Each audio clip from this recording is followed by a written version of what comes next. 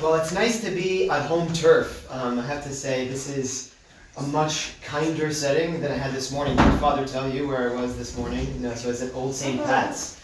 Because a few days ago we were at St. Patrick's and a gentleman came up and said, what if they're filming a movie with Matt Damon, but on Easter Sunday and Holy Saturday, the crew is on break. And they want to do an episode on an atheist meets the Catholic faith. And they send me into the lion's den here this morning a little bit. I had so many prayers. Before Father Mark can attest that I knelt down right here asking for his blessing. I was quaking in my boots a little bit. But it all went well, thanks be to God. And we talked from 11 to 2, and I raced out here to come here. So I'm still kind of quaking from that, but it went splendidly well. The gentleman that's Catholic, he said, I can't believe this, but that atheist, he's never been so silent in any interview. He's known for being like jumping at the moment he has a counterpoint, and you stay quiet the whole time. And he's on his phone looking for counterpoints to raise, but finding very few. He's utterly silent until the very end. So I hope in post, it's going to be whittled down to 15 minutes probably after 3 hours of chatting there. So who knows what becomes of it. But I was happy that I had the opportunity to share so much of the evidence, the intersection of faith and reason. That's really what we're talking about today. So feel free to jump in. This is low key. I've got a presentation. You want to ask something? Yeah, go for Just it. real quick, you had no idea this was going to happen? They all of a sudden just dropped this on you? Totally. Exactly. So I'm here in the States. I'm a teacher in Rome, right? But we have 2 weeks off for Holy Week and Easter Week. And so I'm teaming up with this movie maker at Princeton. He's doing his master's in theology at Princeton. And he interviewed me a few months ago in Houston at the National Museum of Funeral History. Did you know there was a National Museum of Funeral History? There is. So he found me there and he was super excited. He said, you got to come to Princeton. And so tomorrow I'll go with him to be on campus there for a few days. And then we'll go together to Duke University, where we'll do an event for campus-wide, and then I go back to Rome. But yeah, this was just a little hole. We said, we don't have an event till 3. We can squeeze that in. And so that's what How'd they find you? Well, he did it. He just bumped it. Sean knew of the event at Sean O'Hare. He's doing this event at St. Patrick's. And he saw me there and invited me. That's it. All right. Let's do this. So I wonder if you've noticed this. Today, think about that. This is the day of the Shroud, is it not? Yeah. The body of Christ is all 24 hours in contact with a cloth. Do you know the Shroud has been called the silent witness? Because what Matthew, Mark, Luke, and John do not record about the physical sufferings of Jesus, just so happens the Shroud does. I always wondered, who was the witness, the moment, that flash, that one point in time when the cadaver became the risen, glorified, divinized humanity of Jesus Christ. No one was there. Mary Magdalene gets up early, but not early enough, right? He's gone. The tomb is empty. It already happened. But the Shroud was witness. The Shroud was there. In the very instant, the body rose to new life. And so I think it's fascinating. This passage, which we'll rehearse with you in a moment, is precisely the one we read on Easter Sunday. And it mentions, not once, not twice, but 3 times the burial clause. I know we're so fixated on resurrection, we easily leap over these details, but it's worth pausing on. Do you remember this? When Mary Magdalene, she gets up, it's still early, she gets to the tomb and the body's not there. She's like, oh, Peter, John, they've taken away the body. We don't know where they've laid him. And so John and Peter go racing to the tomb. And in the first moment, John gets there first. He doesn't go in. He's like, I'll wait for you, Holy Father. Come on. But has anybody been to the Holy Land here? Quite a few, actually. So I don't know if you would have visited a first century tomb like we see in Nazareth, also down south, in and around Jerusalem. A stone's throw from the Church of the Holy Sepulchre, which of course is the site itself, both of the crucifixion and 140 feet away, the site of the burial and therefore the resurrection. But just over the hill, there's a Herod's tomb. And anyway, there's a stairwell down. There's a rounded stone in the ground as to allow for rolling of a stone more easily. We have sliding glass doors. They had something similar, but in stones. You would enter then into an antechamber, and then on the opposite wall, and against both sides, most likely, you had a little table, a shelf, like in the catacombs if you've been there, and there they would lay the body. Now, in the first moment, John doesn't go all the way in.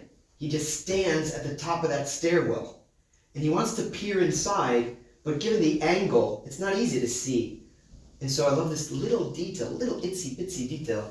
It says he stoops, and he stoops, he saw. And that makes complete sense given the archaeology. The stairwell precluded a good angle to see inside, so he stoops. All right? He sees. What does he see? All we get in the first moment is he sees the burial cloths. Something to note is it's not the same word as Matthew, Mark, and Luke use. There, the word is shroud, and it's singular. We know it's about the size of a man because you remember that in the arrest of Jesus, there's this man, this young man, that flees in the moment they capture Jesus, and the way that he flees is by stepping out of his own tunic. Not a tunic, it's a sindon. Quite literally, it's the same word as shroud. Okay, so obviously it's a big sheet of some sort, like a tunic. Okay, that's Matthew, Mark, and Luke's word. Why does John use a different word? He uses the word othonia, which is a neuter plural. And you're like, well, why are we talking about burial cloths with an S? Like, I thought there was just one, right? But according to the American scientists that studied the shroud in 1978, more on that in a moment, there's a strip, there's a fold in the cloth, such that between the ankles and the knees, this crease, once stretched out, makes it that the frontal image of the man is taller than on the back. Details. The bottom line is that there's not only one long sheet that covers the body, evidently there's also strips that on the outside are binding together the legs, or perhaps even the chin. The American scientists find a depression in the beard, suggesting that there's a strap of sorts that keeps the mouth shut, such that after rigor mortis relaxes, it's fixed in that closed position. Okay, so here's the question. When they discover, what is it that they see that invites belief?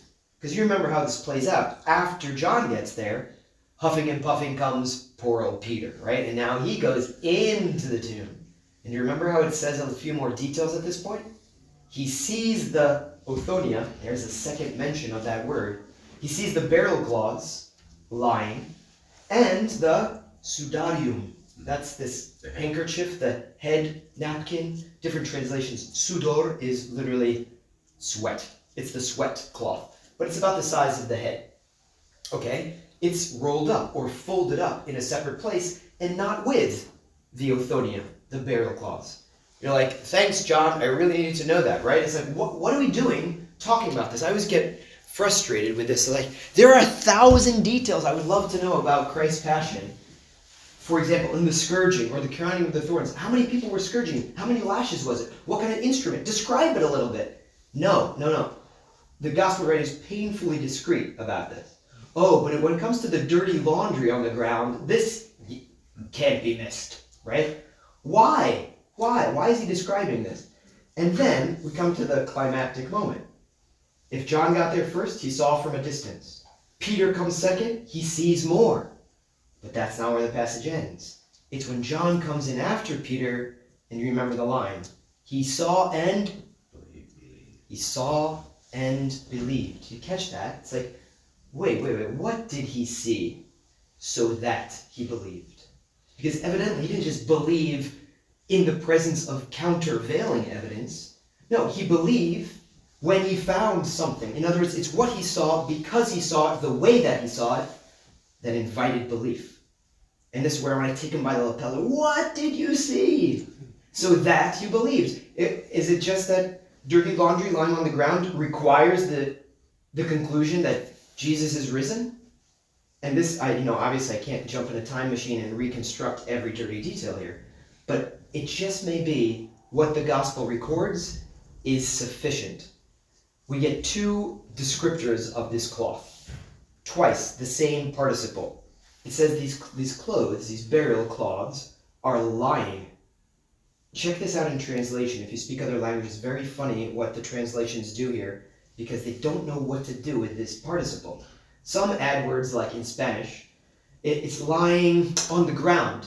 See, the point was, it's not lying on the staircase, it's not lying on that table, it's lying on the ground, see? You go to the Greek, it doesn't say on the ground. In English, we say it's lying there. Not here, but there. Go to the Greek, and it's not there. There's no such word. What I think is a better reading is that it's lying. That's it. It's lying flat. Think of this. So, Father was trying to help me make a better example. I always use food. Okay, I'm gonna use banana bread. This is what I just had. Okay, bear with me. Imagine we have one extra slice of banana bread, and I want to make sure Father Mark doesn't eat it. So I'm gonna wrap it up. I put a napkin around, and maybe I put some rubber bands too. No, not gonna work. No, you want it? No, jump in. Not gonna work. You're gonna eat more than that. Okay. So we put it in the fridge. We put a padlock on the fridge. Now I can safely go away for 3 days. I'm gonna come back home. I'm gonna find my banana bread. Right? Well, what if, to my surprise, I go to the kitchen. I see the refrigerator door flung open. The padlock busted open on the ground. I see that drawer where I left my banana bread, and there it is. The napkin, the rubber bands. But guess what? Not the body. No banana bread. It just dematerialized or something. What happens to the wrappings? They collapse. And yet, John was there on Friday. Right. He was at the foot of the cross. He saw how the body was disposed as it lay in the tomb. He's back. He sees the same that he saw, except the body's not there. I know we're used to using this expression, the empty tomb, right? But if you think about it, sure, it is empty insofar as the body that they expected to be there isn't. But isn't it true that the gospel writer just went out of his way to tell you not of its emptiness, but of its contents? And it's what he sees, because he sees, that he begins to believe. Granted, in a moment, he's going to shore up that belief, which is just budding, because now he sees. Mary Magdalene has this encounter. She gives him a hug. And so much so that Jesus says, don't cling to me. I've not yet ascended to my Father and to yours. He eats with them. He interacts with them. He speaks with them. He walks with them along the way, etc., etc. In other words, there's an itinerary that begins with an observance from a distance. We get closer. Things come into sharper focus as we see more, always with natural organs. But then there's a step of supernatural faith. And there's a higher order of input at this moment. Do you know that even though in English we say, he saw, the burial clause is mentioned, the verb to see, 3 times. In English, sadly, it's always translated with the same word. In Greek, there's 3 different vocabulary words, suggesting, I think, that this vision is growing. There's a crescendo in light. We're seeing more and more as we move, not just from details of the natural order, but we're even perceiving the divine presence of God who has returned just as he said he would. The reason I took some time with that is that if you just step outside this door, it won't take long before you bump into this idea that faith and reason are at war. There's no way they can be compatible. Whereas the proposal of Pope St. John Paul II in his encyclical is fides et ratio. Faith and reason are 2 wings by which the human spirit ascends to the contemplation of the truth. They're not at war, they're compatible. In fact, they're mutually illuminating. And so much so that if you do away with the one, if you cling to the one to the detriment of the other, to throw away the other, you actually lose something of the essential nature of that which you're clinging to. Think of it. What's faith without reason? It's fideism. That's not even faith. That's a caricature of faith. What's reason without faith? That's rationalism. That's not reason. That's reason's evil twin sister, right? That's a caricature. Okay, so what we need to do is hold these 2 together. And the Shroud, I think, is the perfect case study. Try it. Let's just try it on for size. Come to this cloth with the eyes of a scientist. Press, probe, study, examine, scour, right? But don't stop there, right? Learn all that you can learn about what the man suffered. But then, phase 2 is pick up the scripture. Receive revelation and understand what it all means. Not just what he suffered, but why. And then see to what extent these two visions, the sight of the scientist, right, the vision of the pilgrim, are they compatible? If not, where? Why not? Right? And let's look. So that's why I wanted to prep it like this. To say, we could look with the eyes of a scientist, we could look with the eyes of a pilgrim. Excuse me. So, as soon as you talk science, people mention right away, oh, science in connection with the Shroud? Sure, I can talk about that. 1988, it was carbon dated to be medieval, 1260 to 1390. This is Dr. Michael Tite from Oxford University, and just so happens that after this was published, and it made front page news, like you see here, headlines, Turin Shroud shown to be a fake. That was pasted all over the world, and it became the majority report for like 19 years. The Shroud is a fake, and if you believe it to be authentic, you might as well believe that the earth is flat, because you're in that same category, right? We've proven it, after all, to be medieval. How can it possibly tell us anything of Jesus of Nazareth? And it's a matter of public record, by the way. This Dr. Michael Tite, soon after he published, he received a very handsome fee to now outfit his brand new laboratory.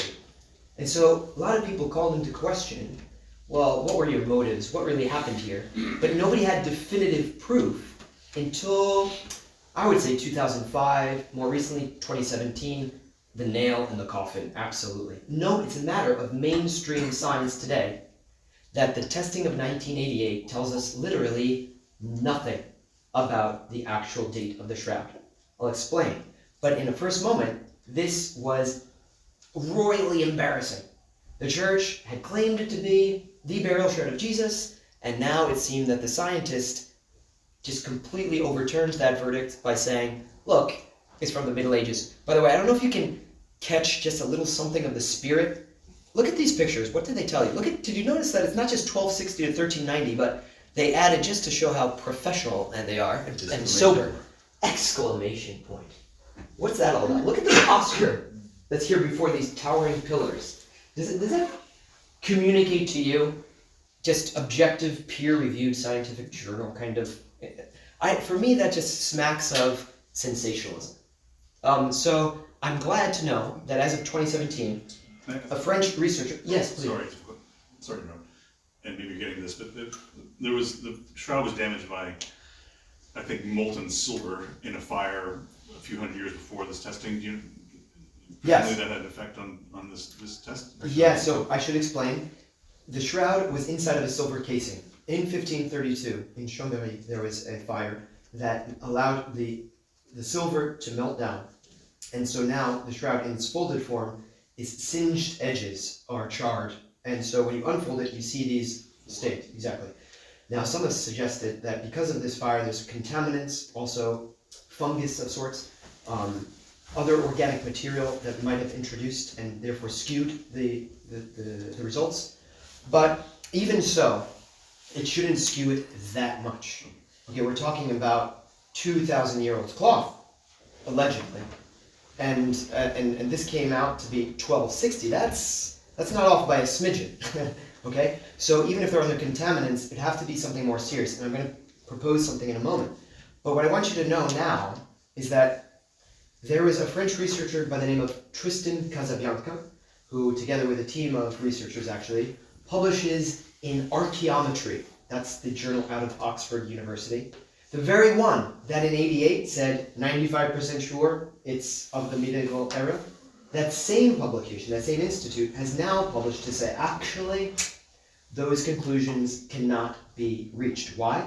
Because Tristan Casabianca forced, by way of the Freedom of Information Act, the individual laboratories, Arizona, Oxford, and Zurich, they didn't release their raw data. They just released their conclusions.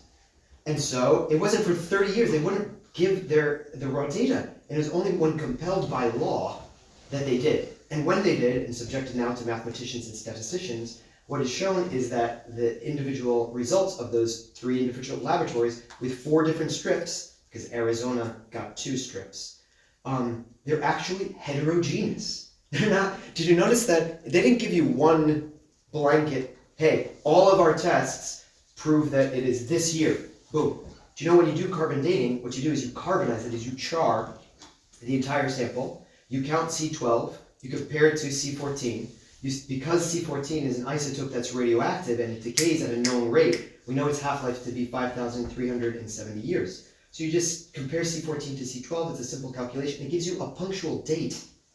But do you know that Arizona 1, the strip furthest to the left, is dated 1240. The one, they got shortchanged, they didn't get enough mass. And so they have, in a second moment, they have to cut a second strip, only 2 centimeters away, and this is called Arizona 2. Arizona 2, we find out now, actually dates to 1440. That's 200 years difference within 2 centimeters. And so it goes, as you move left to right, you get a gradual progression from older to younger in the space of a few centimeters. Mind you, the shroud is 4.4 meters long. You gotta ask, like, what will the date be if we test something on the far right corner? Was it date in the future? Right? They didn't tell you this gradation that they found. The bottom line is this, that they determined, and it's a matter of mainstream science and not even a controverted point anymore, that what they found in 88 simply is disqualified. It's because it's heterogeneous. It's anomalous. It's not representative of the rest of the shroud. And by the way, we knew that 10 years prior. If you look at a brightness map, which shows the chemical composition of the whole cloth, it's uniform. It's all singular. It's all colors like yellow, maybe a little orange, all warm hues. And that represents the homogeneous chemical composition of the entire cloth. But guess what happens when you zoom in on that top left corner? It's forest green.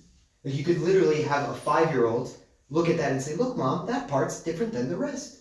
This is exactly where they snip the sample in 1988. And we have this on video, by the way, 2 hours before they're about to cut away and destroy forever the most prized relic in all of Christendom. And they're debating as to where to cut the sample. I was like, you think maybe you should have that figured out, like, I don't know, like the day before, maybe? I don't know. So it's just a mock job. Even if they did, though, perfect science. And I'm willing to say, like, I know many people are critical, they didn't follow their own protocols, which is true. Some think that they actually set about to do something nefarious, something manipulative. But even if they didn't, even if they did perfectly good science on that sample, because it's not representative of the rest of the shroud, and because it's heterogeneous, of course, it tells us nothing about the rest of the shroud. The fact is, it's an open question. And so, back to the drawing board. Yeah? What I've never understood is, putting aside all that you explained about the sample itself and the question marks, is how is it that they were never able to explain all the different phenomena occurring on the shroud?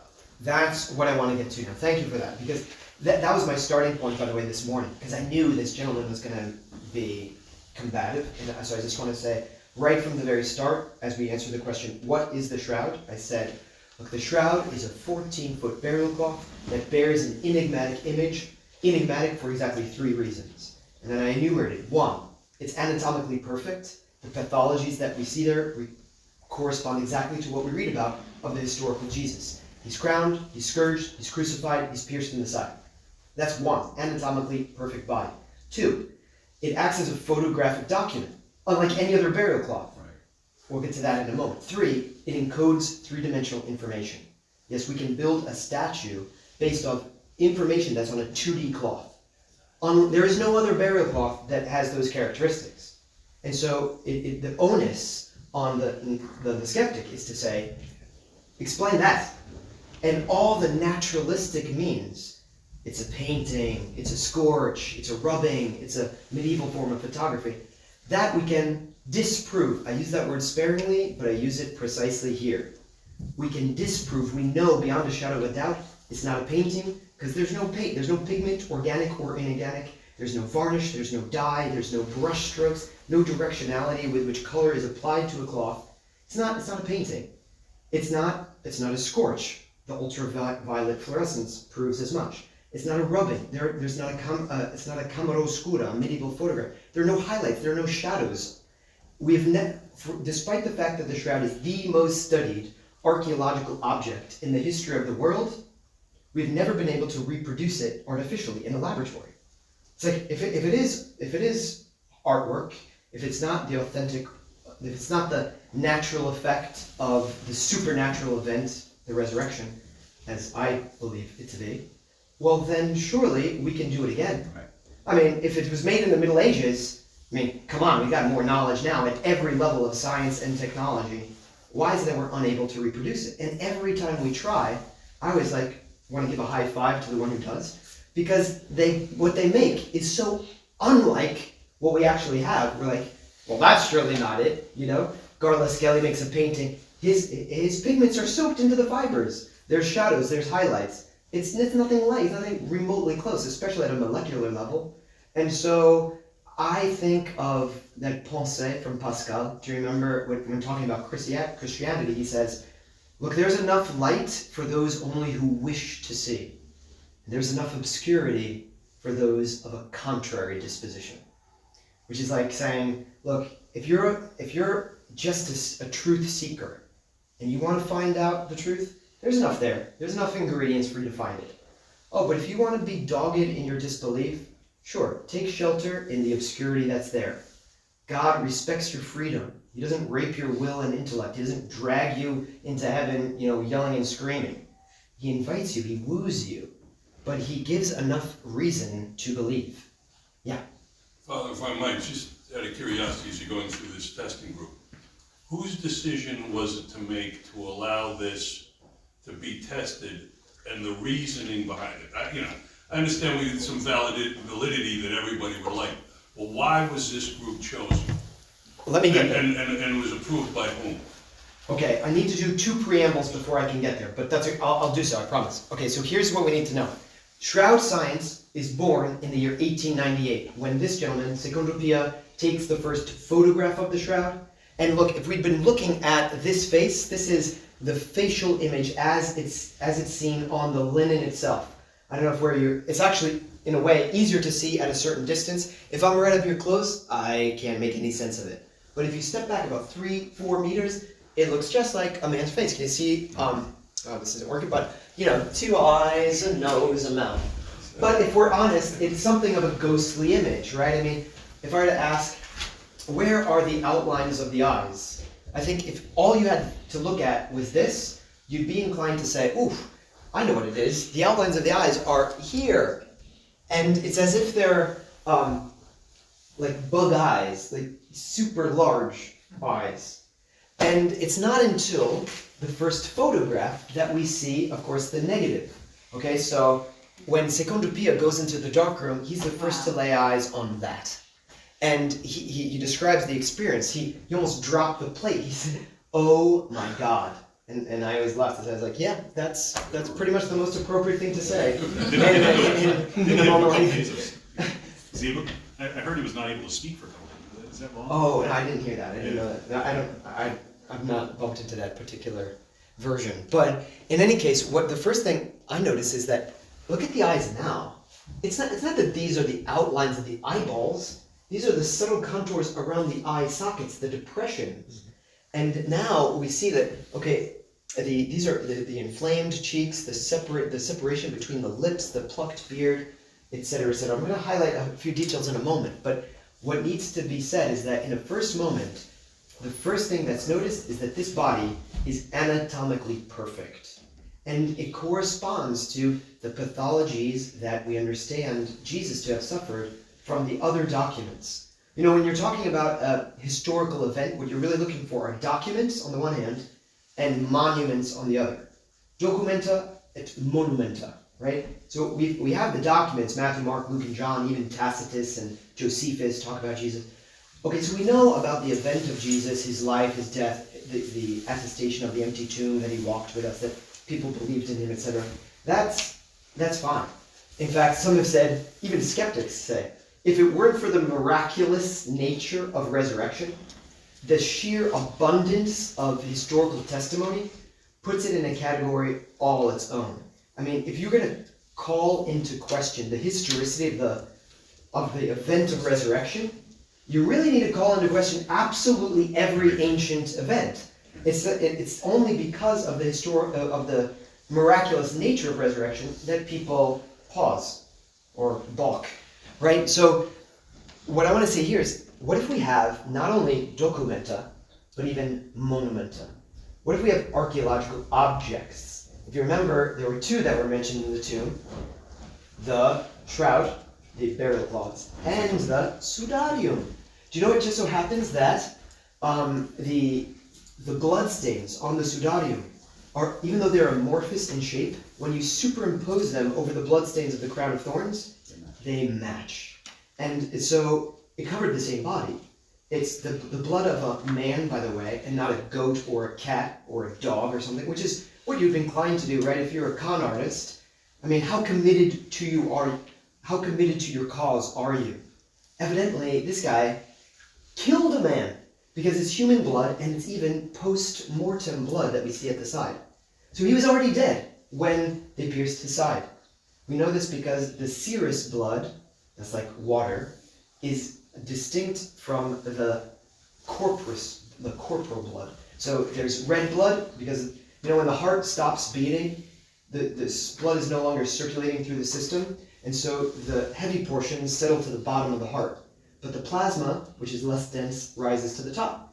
That process of separation only takes 30 to 60 minutes. So when they pierced his side, and they penetrated all the way to the heart, it's a distance of about 3.5 inches or 10 centimeters, the length that goes in between the fifth and sixth rib, going through the pleura and then into to the heart itself. Out flows blood and water, says John. And he's like, and an eyewitness has testified, and he knows his testimony is true. Well, it just so happens that you can see on the shroud the blood, but can you see water?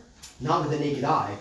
But in 1978, the STIRP team is looking not with the naked eye, but even with the most state-of-the-art scientific equipment, and what they see is that with ultraviolet fluorescence, there's evidence of the water. In other words, the serous blood. There's like a halo, like an outer glow. It's not visible by the natural eye, but again, UV fluorescence captures it, proving that just like the gospel records, he was already dead in the moment they pierced his side. Now I'm doing a really poor job of it, trying to get to STIRP, 1978, the team of scientists that study this. But I need you to know that in the first moment, the first thing to be discovered is the photographic quality of the image. That is to say, when you invert the grayscale, turning white to black and black to white, you don't arrive at a negative, but at a positive image, suggesting that the shroud itself is a negative. But how to explain that one to me? 19 centuries before the invention of photography, a photographic effect? How does that work? Which is why it catches the attention of a certain Yves Delage in Paris, who writes a paper, the conclusion of which is the man of the shroud is Jesus of Nazareth. Okay, this man is agnostic. He's not a believer. He's not making any faith claims when he says it. He's simply saying this anatomically perfect body and these sufferings, they correspond to what we know about that historical person called Jesus of Nazareth. And so they applauded him, right? They gave him a prize? Hardly. They wouldn't even publish his paper in the Académie des Sciences. And so he writes his colleague to say, look, if I were writing about Xerxes or some pharaoh, no one would have anything to say. I don't see why they're scandalized that there be a material trace of Jesus' existence. And yet, Jesus is a sign of contradiction. In his day, in that of Yves Delage, and in ours today. So get ready. That's what we're going to face. All right, so the first thing, anatomically perfect, a photo negative, one more discovery. But you got to fast forward from 1898, the first photograph. Fast forward to 1931, Giuseppe Enrie, a professional photographer, repeats the experiment on the whole length of the shroud. It indeed acts as a photo document. Oh the whole entire shroud acts in this way. Okay? So, before I segue into 1976, just pause to look at this picture. Because what you're looking at is a man who's been brutalized, right? We're going to talk about scourging, crowning with thorns, the carrying of the cross, the pierced side. Look at the facial expression, though. I guarantee you if that were me, that would not be my face. I mean, contortions, pain, agony. He's like sleeping. He's like ready to wake. It's the piece that is there, to me, is a contemplation. I have this image in my room. I really think that those eyes are now open and they see us now. I really think that this is not an extra for our spiritual life, I think it's the essence. Do you know that Pope St. John Paul II would write in Crossing the Threshold of Hope, he says, "There is no Christian holiness without devotion to the Passion, just as there's no holiness without the centrality of the Paschal mystery." It just so happens that on this cloth are the two central mysteries of our faith in Christ. What? One, the incarnation. He who is God took on our human nature so that he who cannot die by nature takes on a nature in which he can, to accomplish our redemption. He became God, he became man, but because he's God, he rises. He's the author of life. He can't be held down in the grave. And so he rises. And so the very instance, I think, that enigmatic image is impressed upon the cloth is the moment the cadaver comes to new life. And whatever light effects accompany that event, that I don't pretend to know. If somebody wants to offer to die and rise and go to a laboratory to do it, that would be fun, because we could compare. But look at this. Jesus anticipated his resurrected glory when? If not in the transfiguration, right? And what does it say there? His face shone like the sun. Could it be then that in the resurrection there was some radiant energy? I don't have the words for this, right? But that in that moment the image is impressed upon the cloth. More on that in a moment. But there's a question. Yeah. No, just a comment on Isaiah 53, when he begins to describe the consequences of the brutality of how the servant will be buried or put to death. There's a lot of connections with the shroud and all the evidences that Isaiah calls that he saw. You're right. Right? That we are not speaking and connecting the two with 53. Is that a reason why we don't emphasize the fact that Isaiah calls all the, how they couldn't recognize the face, how brutal the beating was? Do we not? But I mean, who's the we? I think of Mother Church, who on Good Friday proposes which reading, if not Isaiah 53. Upon him was the chastisement that makes us whole. By his stripes we were healed. We see these stripes, and we understand that I'm the one who deserves them because I'm the one who committed sin. He knew no sin. He doesn't deserve those stripes, but he pays a debt that he doesn't owe because we owe a debt that we can't pay. A debt of love, a debt of obedience. Jesus is willing in his human nature that which his divine will wills, but he's willing it humanly, with a full-bodied, a full-throated amen. And when he does so, this is what it looks like. When he translates divine love into a human language, that's what it looks like. And that's what I think we're contemplating. Nothing other than this. It's the best love poem the world could ever know. But it's not cheap words which come out easy, right? This is a language that you can't doubt. I often quote this sonnet from Shakespeare. Do you remember that one that goes, "Doubt that the stars are fire, doubt that the sun doth move, doubt truth to be a liar, but never doubt I love." It's a beautiful poem. But the fact is, we can doubt Shakespeare because he's just a poet. Those are just words that he's weaving. But can you doubt this type of poetry, really? I mean, Jesus is saying, you want to know how much I love you? This much. And he stretches out his arms wide on the cross and says, I'll die for you. And that's what we're looking at. That's what we're looking at. But do we have eyes to see? I want to just highlight that if we fast forward to 1976, we're not playing with dactylographs anymore, ancient cameras. This is Eric Jumper and John Jackson of the United States Air Force Academy using equipment that NASA also uses called the VP-8 image analyzer. And what it does is that, when you take a photo of the shroud and slip it under the VP-8, it makes a brightness map. That is to say, the shroud is one hue, it's one color, but it's not equally distributed. So Father Mark and I were just at the Met Museum. We were looking at some pointillism. It's kind of like that. You know when you can't do brushstrokes, but you just do little dots? Imagine you're doing that and you only have one color. How are you going to give the impression of a darker shade? More dots in less space, right? If you want to give the impression of a lighter shade, but you only have one magic marker or one color of paint, you just spread out the dots against a white canvas, right? And that gives the impression of a lighter hue. That's what's going on in the shroud.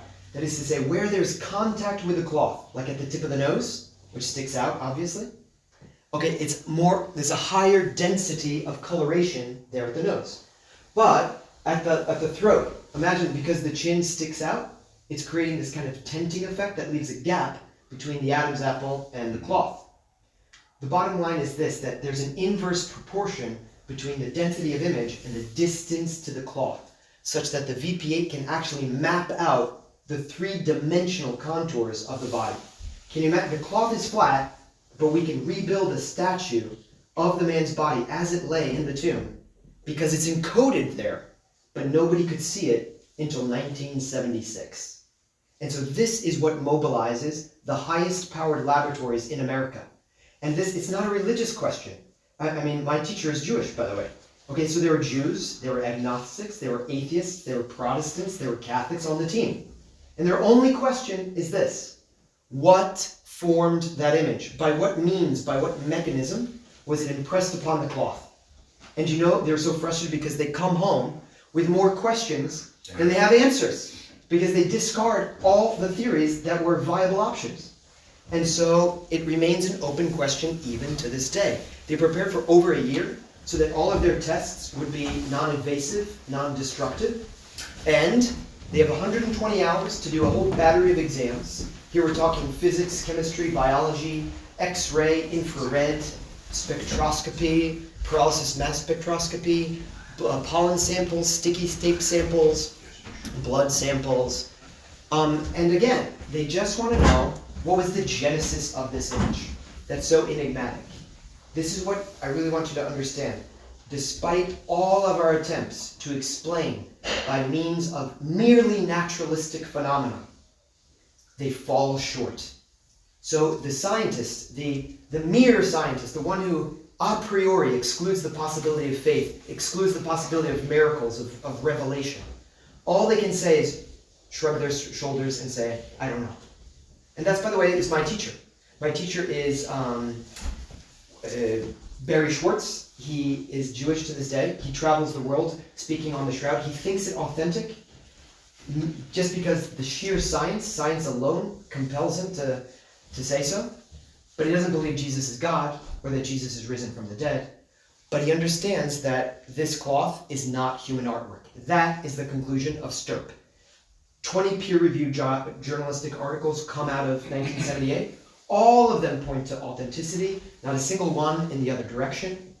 And their main conclusion is this: the image on the Shroud is not human artwork. Did you see how I phrased that there? They don't tell you what it is, they tell you what it's not. And that's the state of affairs even today.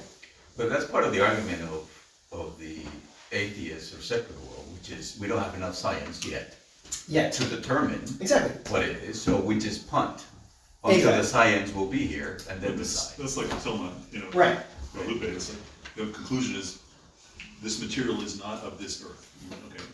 And now, right, and so what do you say? Because at the end of the day, we're more than just scientists. Right. We're men and women, and we have to say something. And so if, as you say, you punt or you postpone belief, you end up effectively saying you don't believe. But that belief, what kind of belief is it?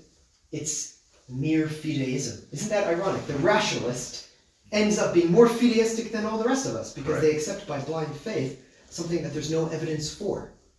Yeah. Can you comment on the amount of energy required to capture the? I don't know if you'll go there. Yeah, I should. Yeah, I can say something now. Yes. Yeah. So the image.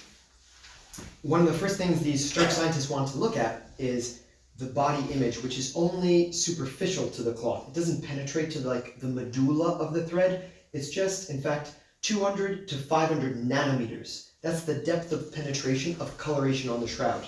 And we don't have a micro laser today in 2023 that's capable of delivering a micro burn this precise.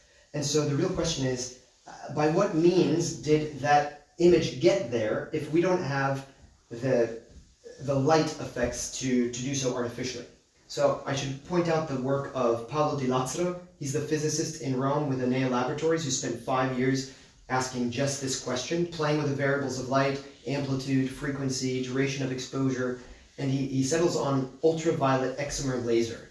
And he understands, he calculates that the amount of energy required to reproduce on a linen just by light projected upon the cloth how much energy would it take to render an image of this size?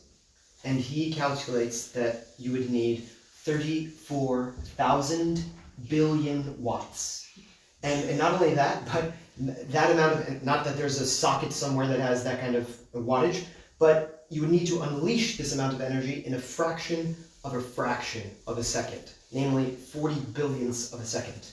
Otherwise, not only will you incinerate the cloth, flimsy as it is, but you would leave a crater the size of Nagasaki or Hiroshima in Jerusalem, which evidently we don't have, right? And so can you imagine there's an astronomical amount of energy, but it's focused on a very itsy-bitsy piece of time. And that is, that's, let's say, the least bad explanation that we have to date. Because we know that the shroud, it was subjected to water. There were water stains. It was subjected to fire. I already explained 1532. And yet, the image of the body was not washed away, nor was it burnt away. And so it seems impervious to heat and to water. Radiation seems to be, again, the least bad option for explaining the shroud. Granted, even with ultraviolet excimer lasers, at a microscopic level, even if you have something of a caramel color from a certain distance, it's not the same as the... So if you're asking us, what does the color consist of? You know there how... You get linen by cutting down the flax plant and the carbohydrate chains that are there. What's happening there is they're decomposing or they're deoxidizing prematurely. By what means, by what cause, we don't know. But that's what we can't reproduce artificially in a laboratory. And you said 34,000 billion Watts. watts. So That's 34 power. trillion watts. Mm-hmm. In a nanosecond, I think. Yeah.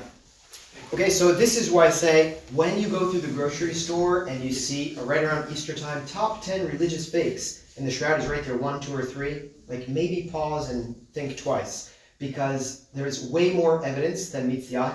But for those, again, if they want to take refuge in one little data point and discard all the rest, fine, but that's not serious science. Don't pretend that that's serious science. All right, so spend 5 minutes in what you'll see. Look, I just want to give some basics here, because sometimes we miss, for all of the fantastical minutiae, some of the more important points.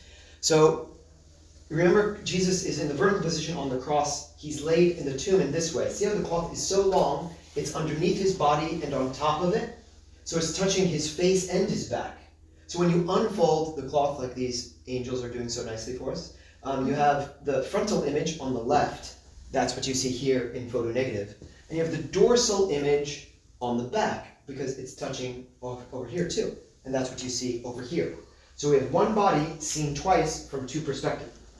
All right? But it's a mirror image, right? Because it's lying on top. Like when I look in the mirror and I raise my right hand, right? The guy in the mirror raises his left. Okay, so watch this. See how it's the right side of the body that is pierced? It seems like it's the left side of the torso that has the bloodstain. Why? Because it's a mirror image.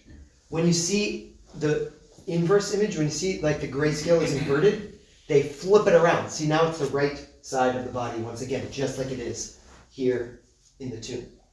Okay, just to understand what we're looking at. But beyond that, notice how large this cloth is. 4.4 meters, 1.1 meters. I also like to mention the units of measure because I don't typically go to Home Depot and say, give me a 1.1 by 4.4, but I might say, do you have a 2 by 8? That's exactly how this measures in Syrian cubits, which is an ancient unit of measure. Perfect whole numbers. But also, just the fact that it's so large and that its weave is so fine, this is called a herringbone weave, because the diagonal lines here kind of looks, if you're a little creative, like a spinal cord of a fish. But this is comparable to a liturgical garment of a priest. It is a fine linen and it costs a fortune of this size. And so, what's the seeming contradiction that's staring us in the face here? Jesus is treated as a criminal of the lowest order, right? He's an outcast, a pariah. But then, when he's buried, he's treated as a king. So, the reason I mention that is, there are some people who would say, you know what, let's just stick to the science. Can you just leave your Bible out of the question? It's like, we can if you want, but realize that doesn't make your job easier, but harder. Because the Bible explains what is hard to account for otherwise. Who is it that provides his own Nicodemus. rock-hewn tomb? Joseph of Arimathea, who is a wealthy man, says Luke, and a member of the Sanhedrin. Okay, so Jesus has friends in high places. Just so happens that they're the ones accommodating the body for burial. Who is it that buys 100 pounds of aloe? Nicodemus, also a member of the Sanhedrin. So this jives. It makes sense. It coincides with the other data that we have from these other historical sources. It's credible. Again and again, I'll point out these details. But I want to move now to the physical sufferings. A little caveat here. Some of this stuff is intense. But it's not because I want to fixate on blood and guts, and I have no predisposition to do that. It's just that I like what Cardinal Ratzinger said early on. He said, "This is love in its most radical form." If there's a reason to contemplate that, it's because Jesus is presenting to us in a way that is undeniable, that shakes us out of our complacency, that arouses something in us, and we need to stop looking at it like jewelry that hangs on our neck or decoration for our living room. But that's how we're used to seeing it. And I think the Shroud kind of shakes us out of that. So I want to begin with the physical sufferings. But first note this, like I often, when I'm with kids in Rome, and I ask them this question, I say, what is the first physical violence that men perpetrated against Jesus? And I inevitably get answers like, the crown of thorns, the scourging, which are prior to crucifixion. They're on Friday. And we forget altogether that Thursday night already, Jesus at the Last Supper, he says, "This is my body which is offered. This is my blood which is poured out." It's the language of sacrifice, of libation. What happens, by the way, when you separate blood from body? You die, right? That's exactly what he's playing out liturgically. But as he walks down across the Kidron Valley and up to the other side, the Garden of Gethsemane, do you remember how Matthew says he entered into agony and his soul was sorrowful unto death? Okay, so Jesus would say, this evil generation, I will give it no other sign except for the sign of Jonah. Just as he was 3 days and 3 nights in the belly of the fish, so too the Son of Man will be 3 days and 3 nights in the belly of the earth. That is to say, he's descending into death, even as of Thursday night. Okay, and when he does so, he announces it. And this I find fascinating, that the physical sufferings begin here in the garden. But it's not as you might expect. The first physical violence, do you know there's only one doctor who's an evangelist? You know who that is? Luke. So Paul tells us that he's a iatros, which is quite literally a physician, a doctor. And the doctor gives us this detail. He says, as he's praying, being in agony, he prayed more earnestly, and his sweat became like great drops of blood falling to the ground.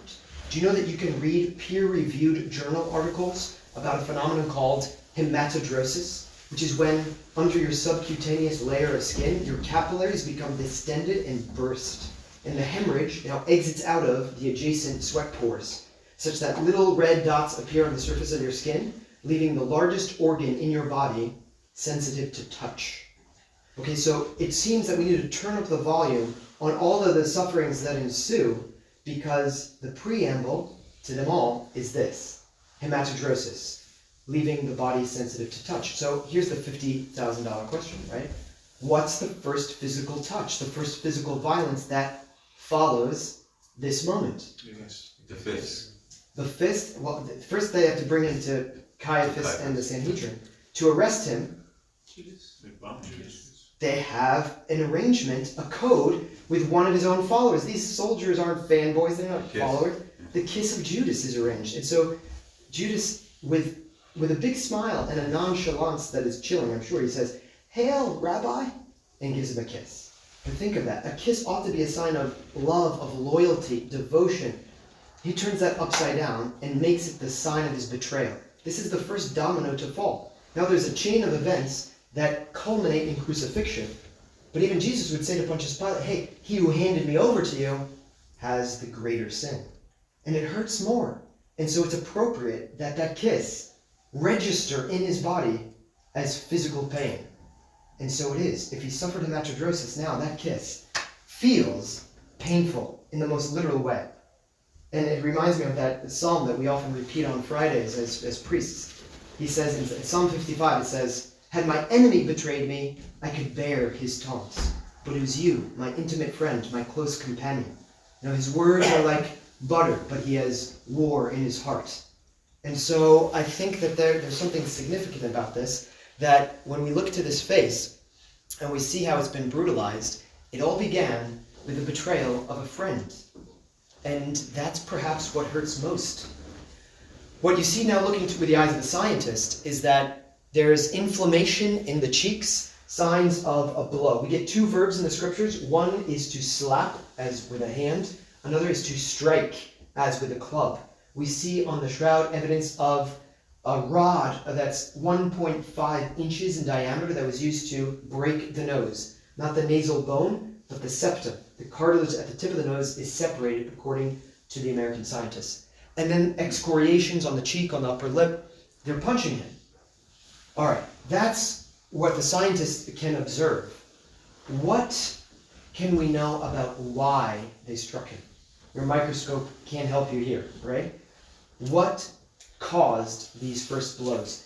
Okay, rehearse the scene. They're in front of Caiaphas. They're having this mock trial. It's a botched job. They're bringing in false witnesses. They're not agreeing amongst themselves. It's an embarrassment. Jesus is slipping through their fingertips, and Caiaphas knows it. And so he takes matters into his own hands.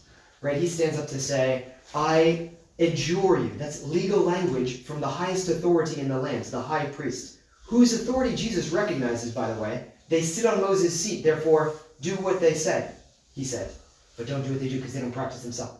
But Jesus observes their authority. He's now being exorchizo. It means to put under solemn oath.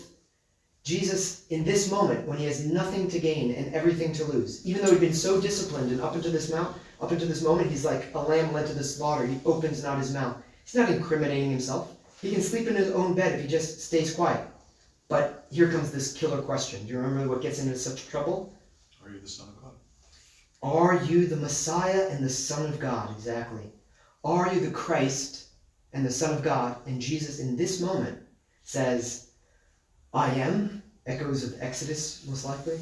"I am, and you will see the Son of Man seated at the right hand of power and coming on the clouds of heaven." He just quoted two key messianic passages of the Old Testament, Daniel 7 and Psalm 110.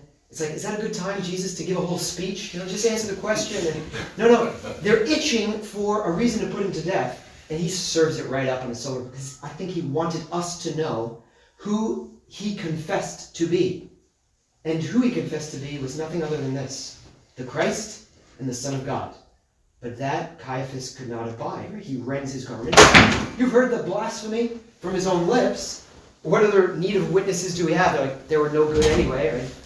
Lousy false testimony. Isn't in another gospel, and maybe it's not exactly the same passage, isn't in another gospel his response is, "You said You say that I am," exactly, as Matthew. Yeah. In Mark, I always question why the you difference? said it meant, I'm not saying that, you said it.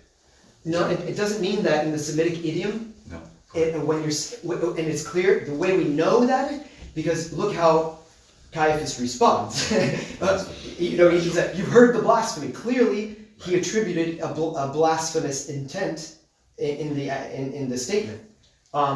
Furthermore, when Mark renders it, he says, "I am," and so apparently that's equivalent. And it's a matter of saying, "Look, it's on your own lips. It's putting it back on you." Now it's like, would you deny it? It's kind of like, it's very Jewish, right? To put the ball back in the other's court and say, "Oh, well, don't you say so?" But it's read as an affirmative, okay? And, okay, so he says, yes, I am the Son of God, and therefore sons typically have the same nature as their father, right? And so if you're saying you're the Son of God, you're saying you have a divine nature. Who do you think you are, right? That was clearly read as blasphemy, which is why they say, "What do you all say?" And they all agree, he's worthy of death. Okay, so they cart him off to the one who can administer capital punishment, the procurator. Pontius Pilate. And that's where he spends the night. Yeah. Might take a little bit of topic, but there have been other claims of all the messiahs before Jesus. Oh yeah, absolutely. So claiming the Messiah wasn't the blasphemy. The blasphemy was claiming to be the Son of Man. Yeah, it just so And happened. then Yes. putting that context in Daniel's terms, right? Yes. In terms of, I am the Son of God, and I am by definition God. Right. So is the blasphemy that leads to this event not the claim of Messiah, but the claim of I am the Son of Man? Right. It's just that for all four gospel writers, it just so happens that the Davidic Messiah who claims the throne after this long spent exile is God with us. So these two words coincide in one man who is both Davidic Messiah and God.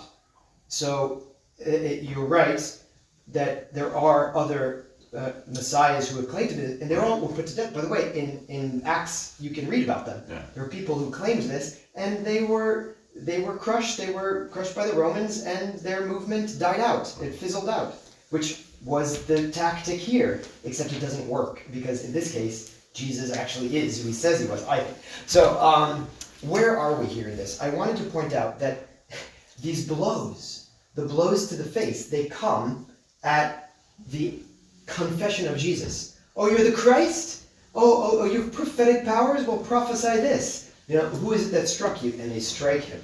This is so ironic, because Jesus called his shot at least 3 times. He predicted that he would suffer and die. Now it's playing out before their eyes, just as he predicted. And they're questioning, or they're mocking, his prophetic powers in the very moment they're accomplishing them. So there's an irony that's there. But beyond that, I think what's happening here is that Jesus' confession is resounding loud and clear for all the world to know. Why did he go to the cross? Because he didn't pay the temple tax? Because he was led an insurrection against the Roman? No. Because he claimed to be Christ and Son of God. That's the contentious claim. That's the thing that boils their blood. Okay? And so, when you look to the cross, understand at least this. He went there because he claimed to be Christ and Son of God. The question is, did God ever vindicate those claims?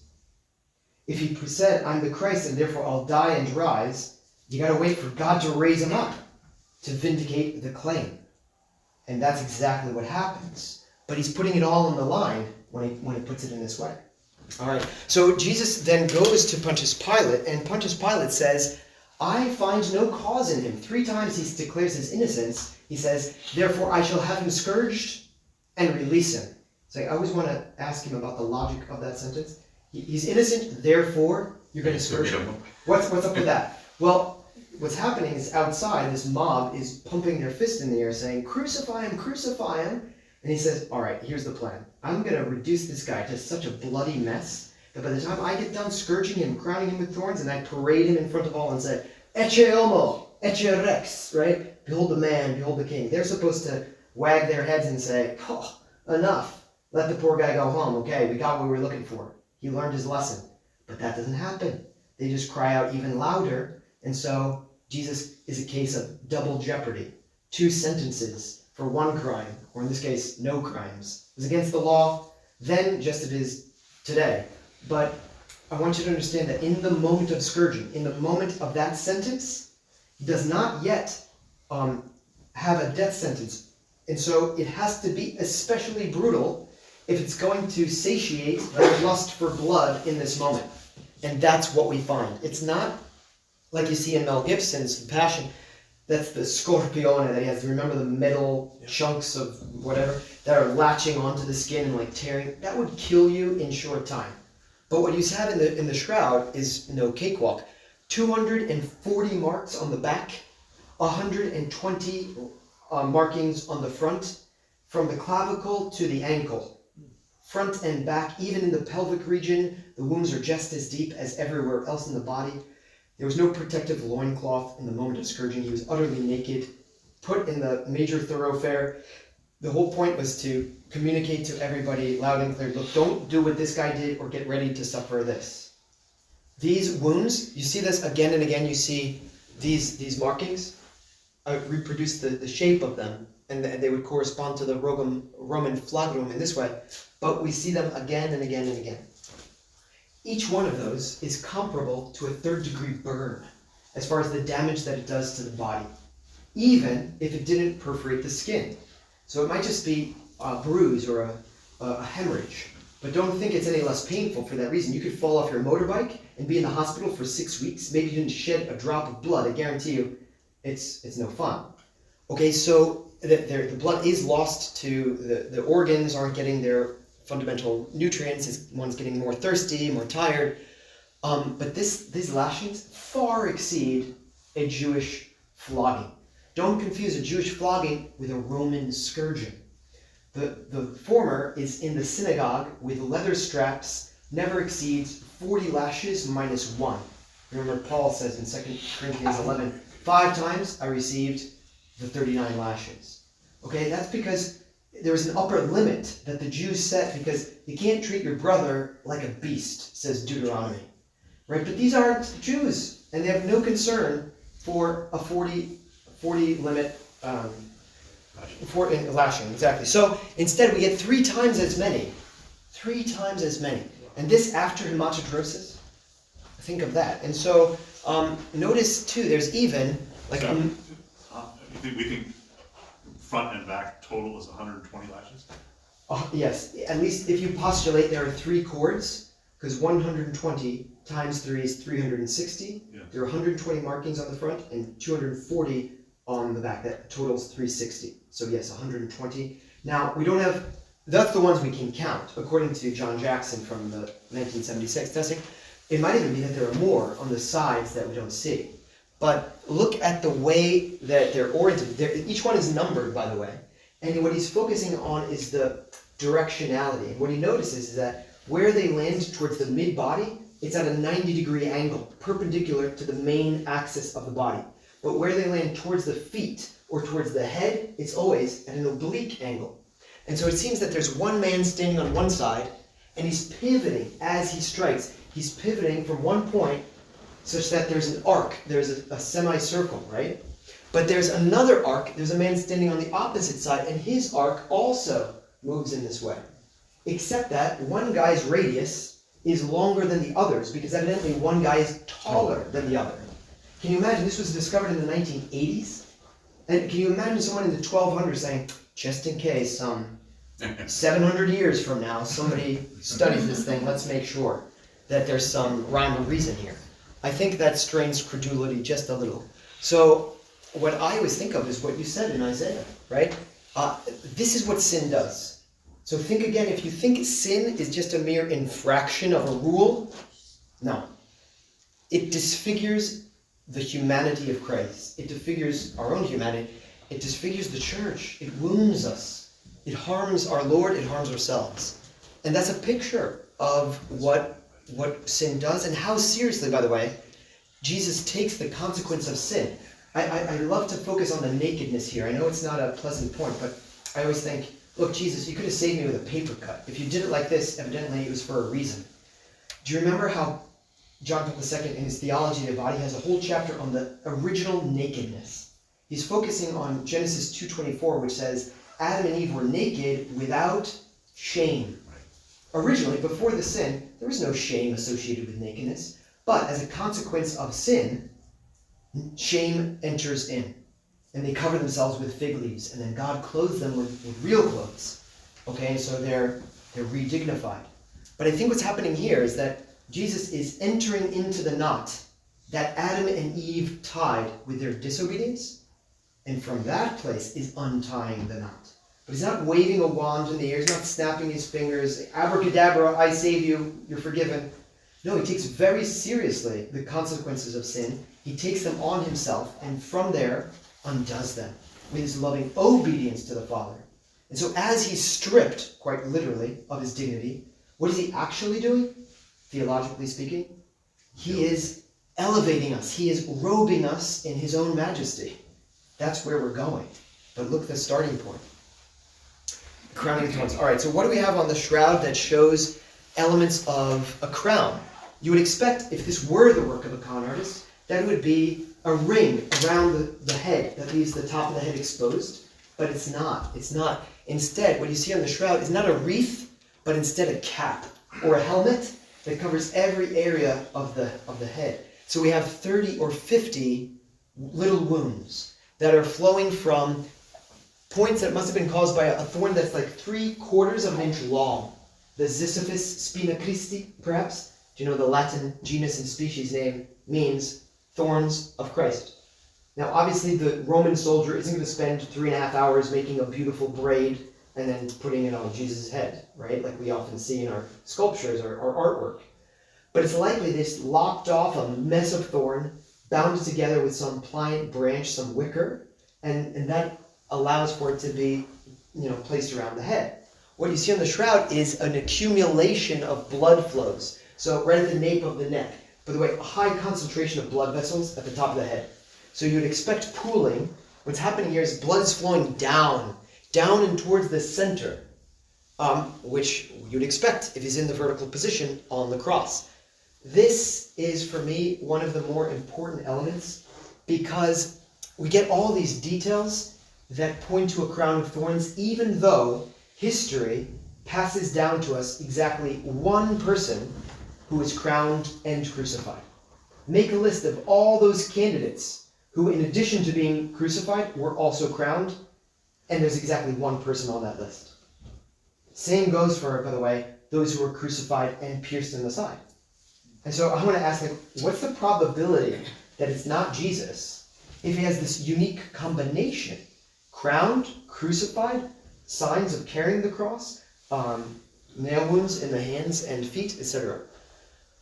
So we can even tell you and differentiate arterial blood here at the temple from venous blood. Here, this emanates from the frontal vein. Look at pictures from the Middle Ages of the circulatory system. It's good for a laugh. We didn't know what we know now about the musculature that surrounds a vein as opposed to an artery. And so this coincides to what we know about just the human body. The furrowed brow, it's likely that, like when your brow is tense like this, you could have this kind of wrinkle effect, or this furrowed brow. That's what it seems to we seem to have here. This blood stain, by the way, is often interpreted, it seems, as like a wisp of hair that's soaked in blood. So you often see on icons, Jesus, now risen, eyes open, with this little, Clark Kent kind of wisp. Superman. But could it be that they're looking at the shroud and they're interpreting this in that way? I could also say that if you compare the sudarium, and I was telling you that if you superimpose the blood stains, do you know that, look closely here at this little globule at the base of this epsilon-shaped rivulet? See how it's hollow in the center? Well, not only do they coincide, but what's empty here is filled there, and it just fills the gap perfectly. It's unbelievable. The sudarium is in Oviedo in Spain. Yeah. And its provenance is from the 600s, by the way. So for those who would call into question the antiquity of the shroud, it covered the same body. It's at least as old as that. All right, but that's not where I wanted to end up, because when I was a kid, I would look to the crown, and the summation of my spirituality was just like, ouch, right? I didn't know what else to make of it. It's like, okay, he's crowned with thorns, but what's the meaning?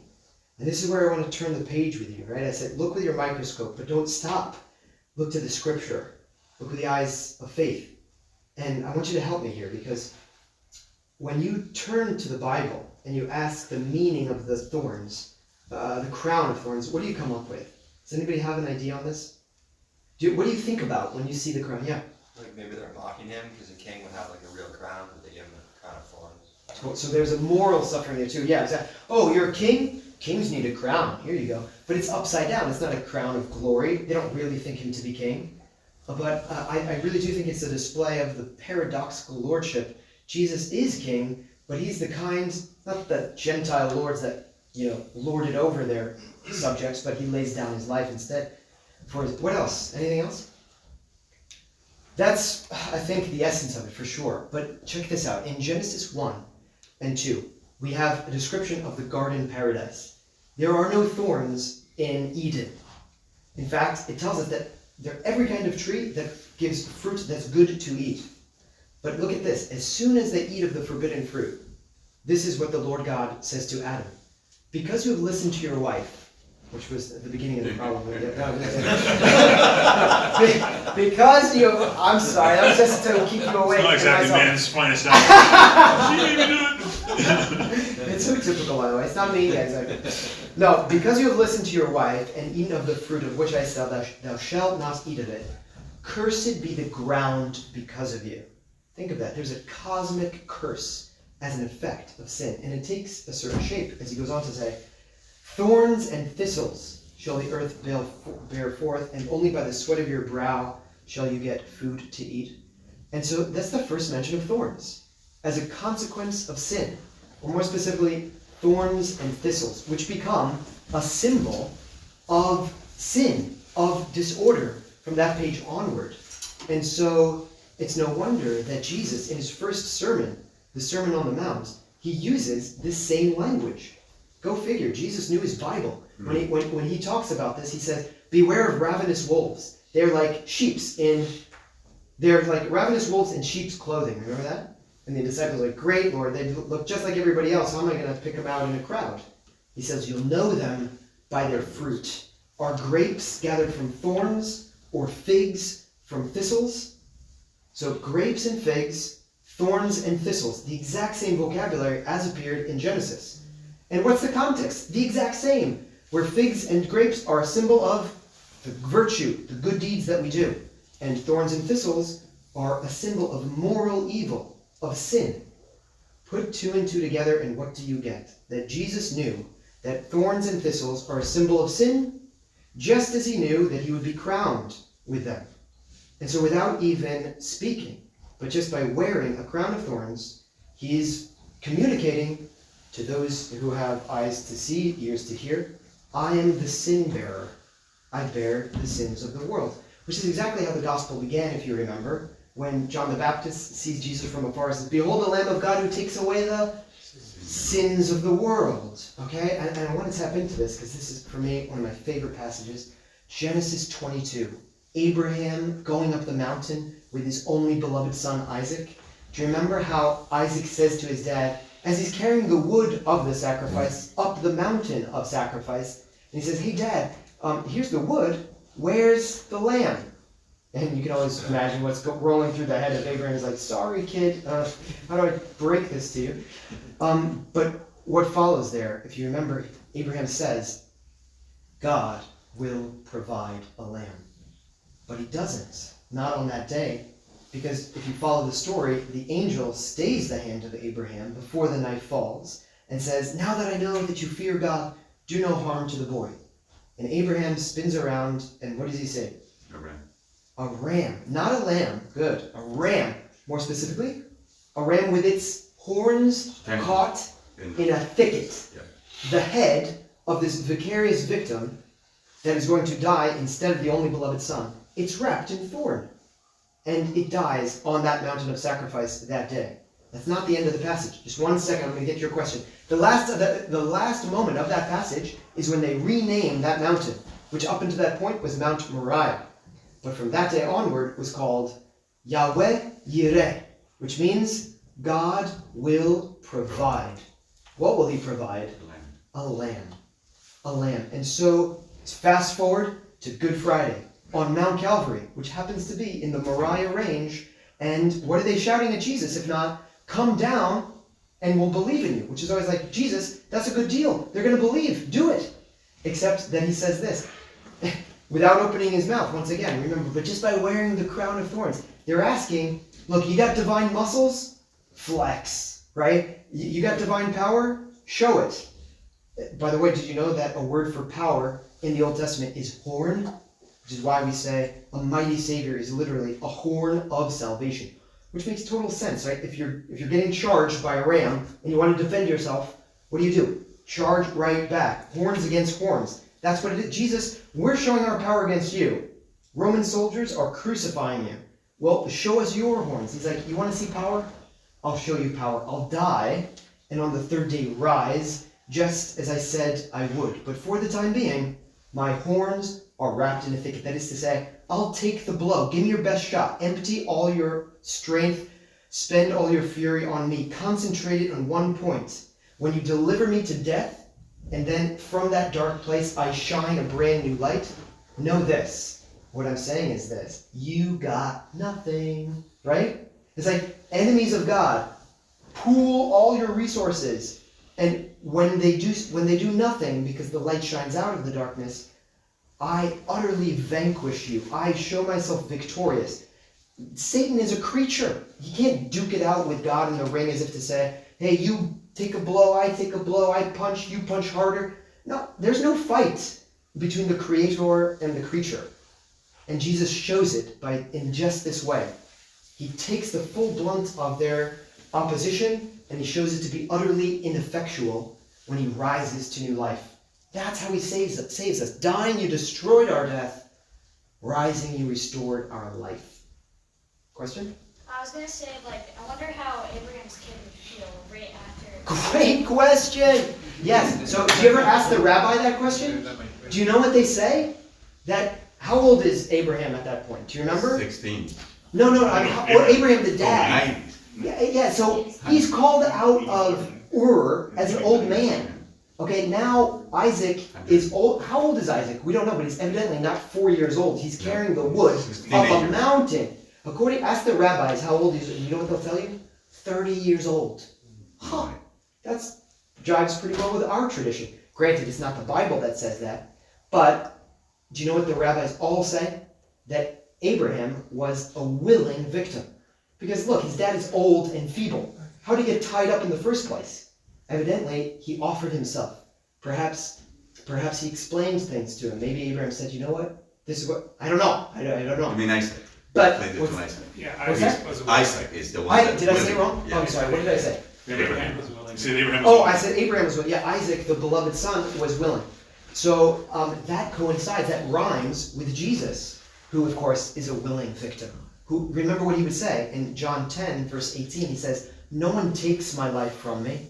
I lay it down of my own accord. Because I've got the power to lay it down and the power to take it up again. Think of that. Jesus thinks that his crucifixion is a manifestation of power. And the Romans are like, yeah, keep talking, Jesus. Meanwhile, we are going to take your life from you. But Jesus is like, no, I already gave it on Holy Thursday. I made a gift of my life, and I'm laying it down. And so I think that's a nice catch, by the way. Good job. Yeah. Unrelated to the shroud, but just listening to you, is there any reason why, I mean, all those soldiers, all the people that crucified Jesus, they were obviously angry, they hate him, whatever, right? So I don't know if they were inspired by Satan, but they're clearly, God was not living in their hearts at that time, right? There was something bad in their hearts. Why would Satan push all those guys to beat Jesus to death, knowing that ultimately it would be a defeat on him, right? Yeah. Is there any thought process on that? Well, all I know is this. He's not wise. He's smart, but he's not wise because... Yeah, I mean, we don't know if he knew all that would come after. I think if he did, he certainly didn't play his cards right? Because think about it. We call it Good Friday. You could just imagine that in the moment Jesus is crucified, how he's just reveling in the fact.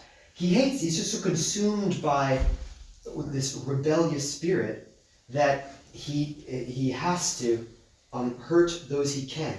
God, in his heaven, cannot be touched. But on earth, in this mortal nature, absolutely he can. And I think he relished the pain that he caused Jesus. But now, I mean, ask any exorcist how the demons respond to the crucifix. And there's nothing as so fearsome, as fear-inducing, as the name of Jesus and the cross of Christ. Because it is Good Friday. I mean, part of the answer is to Father's comment is, I mean, obviously this is, no one knows, but there's this theological belief that only God has provision to know what's coming.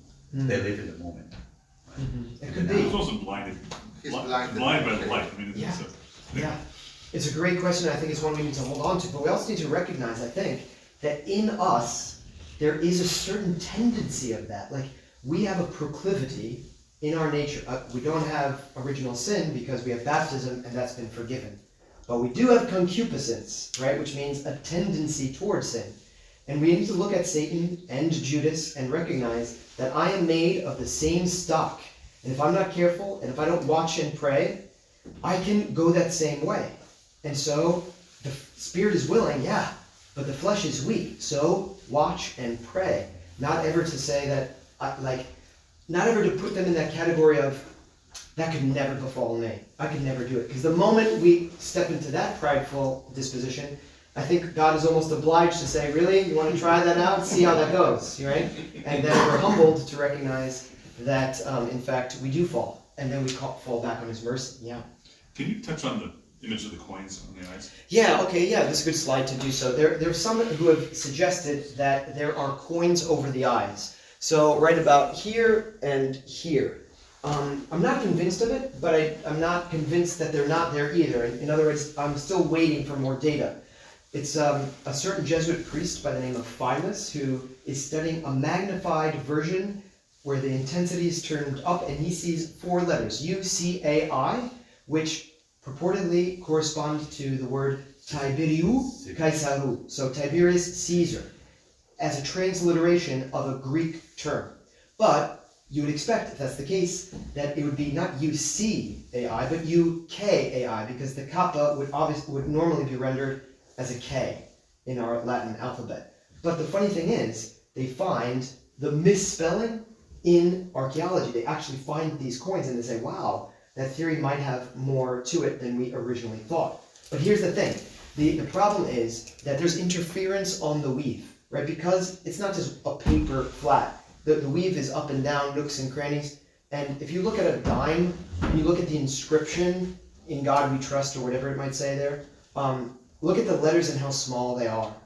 Is it really possible to see these 4 letters given the interference because of the weave? Some have said this is a classic case of pareidolia. That is, when you see an amorphous shape, especially when you think of a religious object, there we see exponentially more than in other cases. But like when you look to a cloud and you see, oh, it's Mickey Mouse, or it's the word this or that, where there's amorphous shapes, we project that which is familiar to us, and words are the first thing to come to mind. It may very well be that those letters are just our own subjective projection. They're not actually there. Plus, I always want to ask of those who hold to that theory, look, I understand that the body is emanating light because Jesus resurrected. Why is an inanimate object, like a coin, emanating this light too? The blood, for example, also is inanimate. It too is between the body and the cloth. It didn't project a photographic negative of itself. Now, it may well be that it supercharged the coin with energy and it emanated from the coin as well. I understand why they want to point to it, because look, the lepton was minted in 29 AD. It's a very short peg of a historical data point. That peg puts it in the 1st century. But I just don't think we have the definitive scientific evidence to say those coins are actually there. But I was going to ask you what your teacher, the Jewish? Very short. Wasn't a Jewish custom to put the coins like the pagans were at the burial when they put them on the eyes? This is what is said. But I don't see an overwhelming amount of evidence that points in that direction. It could be the case, yes. One have said on a practical level, it's to keep the eyes closed. 2, it's some symbolic identity marker. Oh, on the coin is the ladle of a priest, granted a pagan priest. Hey, but who better to apply it to than Jesus? He is the high priest. It has the shepherd's staff. Well, who's the eschatological shepherd, if not Jesus, chief shepherd over Israel? And so some have given a metaphorical meaning to this. But again, you want to be careful, because when you overstate the case, and the skeptics are standing by, they're if that's the shoddy science you're going to do, let's just throw it all out. And they throw out the baby with the bathwater. And we've got plenty of hardcore science that's better than that. So hang on to it, put it in your pocket, wait for more evidence, I say, but just realize that it is in a secondary category and it's not sure and fast. Just as a kind of a parallel or like another support for the power that created the shroud. I noticed in the Fatima, when you listen to the 6 of the 5 visitations, and I also noticed it at Lourdes and some of the other, I'm trying to think, I think it was Garamontal too. They all comment on the fact that it could be a totally clear day, sunny day, but all of a sudden be like a shimmer of lightning. Or in the Blessed Virgin would be prior to her appearance would be a cloud or something, and it's all because, you know, that they're saying is that if you understand physics, of quantum mechanics, it's all because it's eternally entering into the material world. In that process of eternally entering into the material world, there is some type of physical energy release that causes it. So that's just another example of it with the Right. shroud.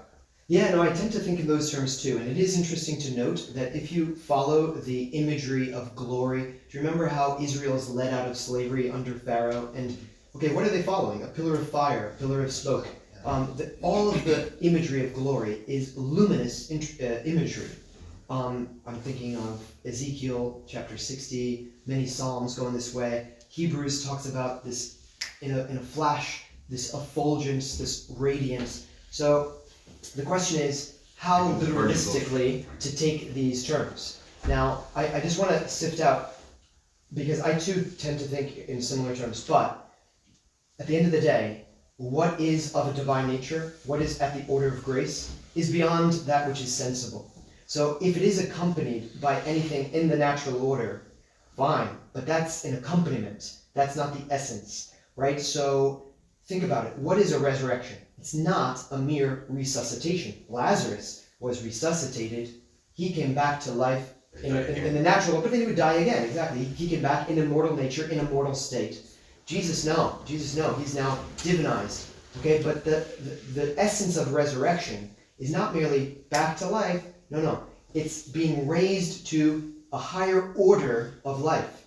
So I think grace is to nature as heaven is to earth, as divinity is to humanity.